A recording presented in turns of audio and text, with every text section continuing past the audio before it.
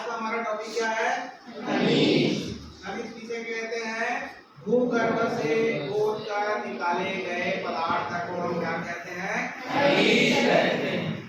अब खनिज के प्रकार, तो खनिज के प्रकार में इसको चार भागों में बांटा गया है। पहला है परमाणु खनिज, दूसरा है ऊर्जा खनिज, तीसरा है धातु खनिज और चौथा है अधातु खनिज। परमाणु खनिज में क्या आते हैं? यूरेनियम और थोरियम। और ऊर्जा खनिज में क्या आते हैं? कोयला, लौह, सॉरी, कोयला के अलावा ऊर्जा खनिज में क्या आते हैं? कोयला और पेट्रोलियम पदार्थ भी आते हैं, है ना।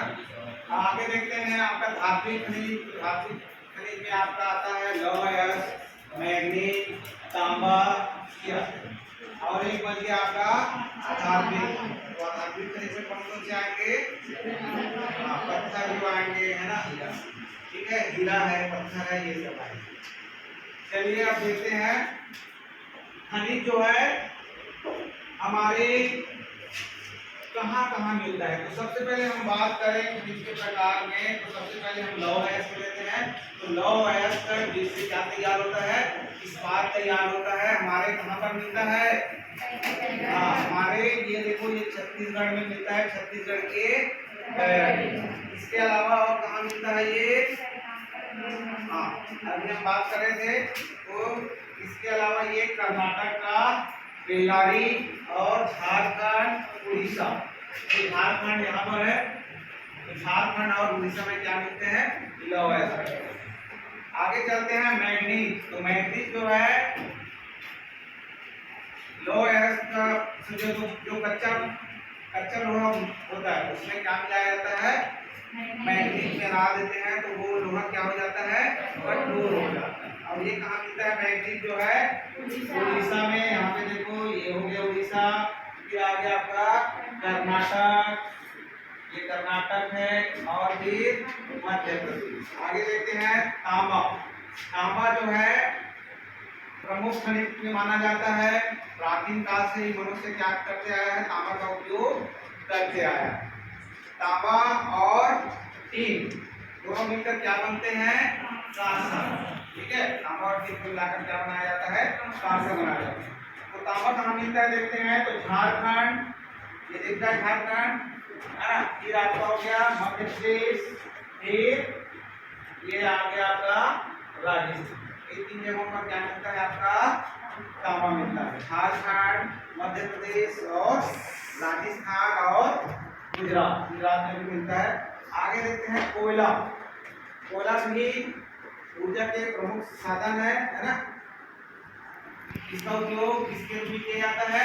ईंधन के रूप में किया जाता है। तो कोयला जो है कहाँ मिलता है? कोयला जो है नदी घाटी में मिलता है।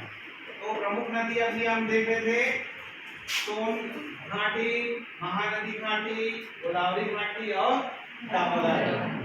सोन घाटी मतलब ये गंगा नदी की सहायक नदी है, जो कहाँ से होकर गुजरती है? उत्तर प्रदेश, मध्य प्रदेश और छत्तीसगढ़।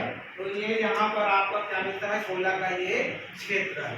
ये आपका ये हो गया उत्तर प्रदेश, ये हो गया मध्य प्रदेश और ये हो गया छत्तीसगढ़। यहाँ पर कोयला के क्षेत्र है।